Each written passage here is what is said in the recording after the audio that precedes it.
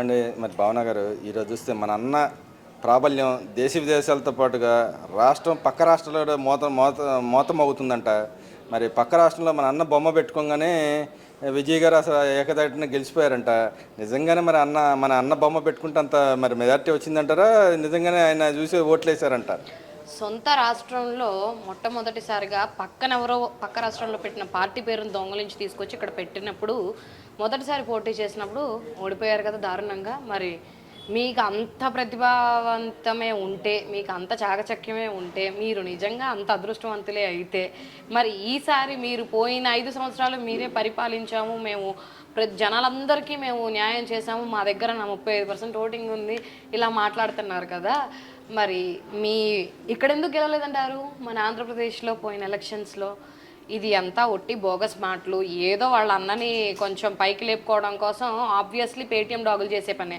మా అన్న చెప్పాడు కదా క్రెడిట్ చోరీ అని చెప్పేసి, మా లొకేషన్ అని చెప్పారు చూడండి, ఆ డిజార్డర్ కొంచెం అడ్వాన్స్డ్ స్టేజ్కి వెళ్ళింది అనమాట. అందుకని పక్క రాష్ట్రాల విజయాన్ని కూడా మా ఖాతాలో వేసుకునేలాగా పేటీఎంస్ని బాగా ట్రైన్ చేశారు ఇక్కడ.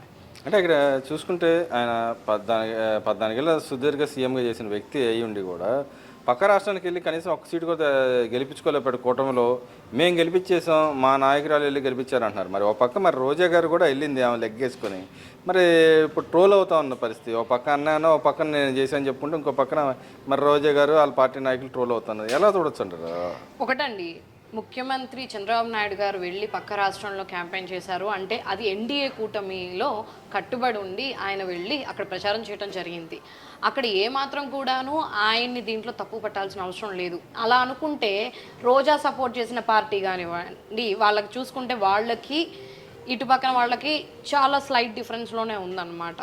అయితే బాబు గారు వెళ్ళి క్యాంపెయిన్ చేశారో ఓడిపోయారు అనే మాట అసలు వద్దు. జనాలు పరిపాలన ఎలా ఉంటుంది, విజయ్ గారు ముఖ్యమంత్రి అయితే అనేది వాళ్ళు క్లియర్గా చూశారు. అంటే మన రాష్ట్రంలో ఉన్న చంద్రబాబు నాయుడు గారి పరిపాలనకి ధీటుగా విజయ్ గారి పరిపాలన ఉండబోతుంది అని జనాలు నమ్మారు. ఎందుకంటే కొన్ని మీట్స్లో కూడాను మనం చూసుకుంటే విజయ్ గారు మాట్లాడారు. ఫస్ట్ ఆయన పబ్లిక్ మీటింగ్లో ఆయన ఏం మాట్లాడారండి, అన్న ఎన్టీఆర్ గారి గురించి మాట్లాడారు, సీనియర్ ఎన్టీఆర్ గారు.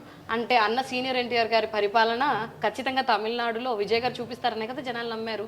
ఇది ఎందుకు పాయింట్ తీసుకోరుకొని, మా పార్టీ స్థాపించింది సీనియర్ ఎన్టీఆర్ గారు కదా, ఆయన్ని చూసే కదా ఇన్స్పిరేషన్ తీసుకున్నానని చెప్పారు విజయ్ గారు. ఒకటి, ఐరన్ లెగ్ అనేది రోజాది, ఐరన్ లెగ్ అనేది జగన్ గారిది. ఫస్ట్ ఐరన్ లెగ్ వాళ్ళ పార్టీలో జగన్ గారి కంటే ముందు రోజాదే అనమాట.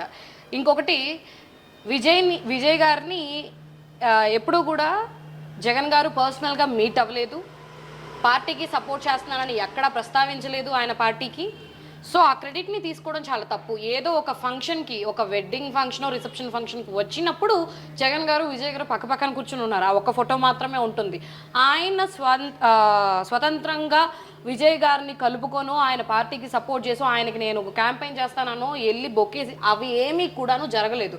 సో ఇటువంటి తప్పుడు ప్రచారాలు మీకు అలవాటే, జనాలు కూడా అర్థం చేసేసుకున్నారు, మళ్ళా చెప్పాల్సిన అవసరం లేదు. కాకపోతే పక్కోళ్ళ దగ్గర నుంచి దొబ్బేయడాలు అనేవి ఇకనైనా ఆపేసేయండి, అప్పుడు బాగుపడుతుంది మీ పార్టీ. అంటే మా నాయకుడు మా అన్న రేపొద్దున కాబోయే ప్రధానమంత్రి అంటే మీరు ఎలా అంటారు ఏంటండి? రేపొద్దున రాష్ట్రాల దేశ రాజకీయాలు కూడా సత్తా చూపుతుంటే ఫోటో పెట్టుకుంటే బొమ్మ కనపడితే చాలు. అలా నేను చూస్తూనే ఉన్నాను, ఫొటోస్ బాగా కనపడుతున్నాయి. దేనికి వాడుతున్నారో తెలుసా? కామెడీ మీమ్స్కి, పిల్లలు ఏడుస్తుంటే భోజనం తినిపించడానికి. ఇలాంటి వాడు ఈ రాష్ట్రంలో ఇట్లా చేశాడు, 5 ఏళ్ళు నాశనం చేశాడు, ఇలాగ ఉంటే కనుక రేపొద్దున ఇతన్ని ఇలాంటి వాళ్ళని ఫాలో అయితే మీ అందరి జీవితాలు కూడా నాశనం అయిపోతాయి, ఇంకొకసారి ఇలాంటి వాడిని మనం గెలిపించుకోకూడదు. ఇలాగ నేను చాలా ఫోటోలు చూస్తున్నాను. వాళ్ళ సొంత మీడియా చూపించుకునే ప్రచారాలు జనాలు ఎవరు కూడా తీసుకోవట్లేదు. మేము చాలా చూస్తున్నాం అనమాట. మంచిగా జగనన్న ఫోటో రోజుకి 1,00,000 సార్లైనా చూస్తాం ఫోన్ పట్టుకోగానే. ఎందుకో చెప్పిన మీమ్స్ అనమాట. అంత కమీడియన్ లాగా అయిపోయాడు ఆ మనిషి. మరి ఇక్కడ చూసుకుంటే ఇంకో పక్కన పవన్ కళ్యాణ్ గారి గురించి ప్రత్యేకంగా మాట్లాడుతూ ఉన్నారు. పవన్ కళ్యాణ్ ఎందుకు సంస్థాగతంగా వాళ్ళ పార్టీని ఎందుకు బలోపేతం చేసుకోలేదు, ఒకళ్ళు మోచేతి నీళ్లు తాగుతా ఇంకో పార్టీ బుధాన్ని ఎత్తుకుని నడుస్తున్నప్పుడు కానీ మారరా, వాళ్ళ కార్యకర్త నైరాశ్యం ఉంది అని చెప్పి పవన్ కళ్యాణ్ గురించి మాట్లాడుతున్నారు. ఆయన వచ్చి మరి విజయ్ లాగా ఎందుకు చేయలేకపోయాడనే క్రిటిసైజ్ చేస్తున్నారు. విజయ్ గారిది వచ్చేసి ఏంటి, వాళ్ళది తమిళనాడు రాష్ట్రం కదా, అక్కడ ఉన్న పరిస్థితులు వేరు, మన దగ్గర ఉన్న పరిస్థితులు వేరు. మన తెలుగు పీపుల్కు ఉన్న మెంటాలిటీ అండ్ మన వాళ్ళకి కావాల్సిన ఇది అంతా కూడాను ఇక్కడ పద్ధతులు ఇవన్నీ వేరు. అక్కడ వచ్చేసి అక్కడ ఉన్న మెంటాలిటీ వాళ్ళ ఇది మొత్తం అంతా వేరు. చూశారు కదా అక్కడ ఆస్థాన ముఖ్యమంత్రి అయిన స్టాలిన్ ఎలా దింపేశారో. సర్వేస్ అన్ని ఏం చెప్పినాయి, 20 సీట్స్ అన్నాయి విజయ్ గారికి. మరి వాళ్ళ విజయ్ గారు ఎలాగొచ్చారు, సింగిల్గానే వచ్చారు చేశారు. అలా అని పవన్ కళ్యాణ్ గారు సింగిల్గా రాలేదంటే వచ్చారు, కానీ ఆయన ఆ రోజున నమ్మినది మన రాష్ట్రంలో పరిస్థితులకి లేదనమాట. ఆయన స్థాపించిన టైం కానివ్వండి, పార్టీ స్థాపించిన టైంలో కానివ్వండి, తర్వాత డెమోలిషన్ టైమ్స్ కానివ్వండి, డీలిమిటేషన్ టైమ్స్, ఇవన్నీ కూడా ఒక్కటి తర్వాత మనకి రాష్ట్రం విడిపోవటము వస్తూ వచ్చినాయి అనమాట. పరిస్థితులు అనేవి ఆయనకు అనుకూలించలేదు అంతే. ఇంకొకటి, మన రాష్ట్రంలో జరుగుతున్న పరిస్థితుల మేరకు కూటమిగా మరి చంద్రబాబు నాయుడు గారిని మాత్రమే కలుపుకోగలిగారు, ఎందుకు జగన్మోహన్ రెడ్డిని కలుపుకోలేదు అనే ఆలోచన జనానికి కూడా తెలియాలి. ఇంకొకటి, మా అన్న సింగిల్గా వచ్చాడు అనే ప్రతి పేటీఎంకి చెప్తున్నా, 2019 ఎలక్షన్లకి ముందు 2017లో పీకే అయిన సలహాదారుడు ఉన్నారు కదా, మాజీ సలహాదారుడు మీ పార్టీకి, మరి ఎందుకు మధ్య రాయబారిగా ఆయన్ని పంపించారు పవన్ కళ్యాణ్ గారితో పొత్తు కావాలి అని చెప్పి? ఈ విషయం బయటికి రాలేదనుకున్నారా? స్వయంగా మీ పీకే గారే చెప్పారు. ఇప్పుడు వస్తుంది బయటకు అది. సో మీ అన్న సింగిల్గా వస్తాడు, సింహంలా వస్తాడు, ఇలాంటి కారుకూతలు మాత్రం మానేసేయండి. అంటే పవన్ కళ్యాణ్ గారికి ఉంది చాలా, ఆయనకి పటిష్టం ఉంది పార్టీలో. ఇప్పుడు ఉన్న పరిస్థితుల్లో ఆయన నెంబర్ 1గా ఉన్నారు. ఆయనకున్న సత్సంబంధాల వల్ల కానివ్వండి, ఇవన్నీ మోడీ గారితో మాట్లాడి ఎక్కడెక్కడ ప్రజలకు ఎంత త్వరగా న్యాయం చేయగలం అనేది కూడా ఆయన చేస్తూనే ఉన్నారు. ఆల్రెడీ పవన్ కళ్యాణ్ గారు చెప్పారు, ఇలాంటి రెచ్చగొట్టే మాటలు, ఇలా మా పొత్తుని విడదీసే మాటలు నన్ను రెచ్చగొడితే ఇక్కడ నాకు ఇది పోయేది ఏమీ లేదు, మీరే చాలా లాస్ అవుతారు అని ఆయన ఒకసారి చెప్పారు. కూటమితో చంద్రబాబు నాయుడు గారు అడుగుజాడల్లో నడుస్తూ ఆయన దగ్గర రాజకీయం ఏంటో నేర్చుకుంటానని కూడా ఆయన బహిరంగంగా చెప్పడం జరిగింది. సో ఇటువంటి కూటమిలో చిచ్చులు పెట్టే రాజకీయము మొదలు పెడుతోంది కూడా వైసీపీ పార్టీ వాళ్లే. కాబట్టి కొంచెం నోరు మూసుకొని కూర్చుంటే బాగుంటుంది. అంటే ఇక్కడ మనం చూసుకుంటే విద్యావాసుల మార్పుల గురించి చూస్తే ఎలా అనిపిస్తుంది, నిజంగానే ఇప్పుడు స్కూల్ పిల్లలు ఎంకరేజ్ చేసే విధంగా వాళ్ళ ఎమ్మెల్యేల దగ్గర నుంచి అందరూ కూడా వాళ్ళు సన్మానించడం కానీ, వాళ్ళని ఎంకరేజ్ చేసే విధంగా ఇంకా మోటివేట్ చేయడానికి ట్రై చేస్తుంది గవర్నమెంట్లో. లోకేష్ గారు వచ్చిన కాడి నుంచి ఎలా చూడుతుంటారు, నేను వచ్చిన రిజల్ట్ని ఎలా చూస్తామంటారు, దాంట్లో భాగంగా ప్లస్ విద్యావాసుల మార్పులు మా అన్న మూలాన్ని జరిగింది, మా డిజిటల్ క్లాస్ మూలాన్ని ఇటు మూలాన్ని వచ్చిందని చెప్పి వాళ్ళు ప్రచారం చేస్తున్నారు. ఈ విద్యావస్థలో మార్పుల గురించి గత 2 సంవత్సరాలుగా చూసుకుంటే ఫస్ట్ నారా లోకేష్ అన్నకి మాత్రం చాలా కృతజ్ఞతలు చెప్పుకోవాలి. ఇంకొకటి, అన్నని కన్నా తండ్రి అయిన చంద్రబాబు నాయుడు గారికి ఇంకా కృతజ్ఞతలు చెప్పాలి. ఎందుకంటే ఐటీ అండ్ ఎడ్యుకేషనల్ మినిస్టర్గా లోకేష్ అన్ననే అపాయింట్ చేసినందుకు. మా అన్న ఎవరో తెలుసుగా, లోకేష్ అన్న స్టాన్ఫోర్డ్ యూనివర్సిటీ నుంచి చదువుకొని వచ్చినారు. అందువలన ఒక విద్యావంతుడు ఎలా చేయగలడు, భవిష్యత్తు గురించి వాళ్ళ నాన్నగారు ఎంత ఆలోచిస్తాడో, భవిష్యత్తులో పిల్లల విద్య బాగుంటేనే వాళ్ళ భవిష్యత్తు బాగుంటుంది, అందుకని విద్య అందుబాటులోకి రావాలని చెప్పి పిల్లల విషయంలో ఎంత చొరవ తీసుకొని చూపించారో మొన్న 10th క్లాస్ రిజల్ట్సే కారణం అనమాట. ఈ రోజున ఒక కార్పొరేట్ స్కూల్లో చదివించుకోవాలి అంటే జస్ట్ 6th క్లాస్ చదవాల్సిన పిల్లకి ఫీజు వచ్చేసి 2 లక్షలు ఉంటుంది.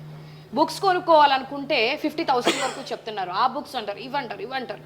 వాళ్ళకి మెంటల్ స్ట్రెస్ పెరుగుతుంది. ఆ లోపలే ఉండి అక్కడే చదువుకొని ఒక గొంగల్ పురుగులాగా అలాగే ఉండిపోతున్నారే తప్పించి బయట ప్రపంచవ్యాప్తంగా వాళ్ళకి జ్ఞానం అనేది రావట్లేదు.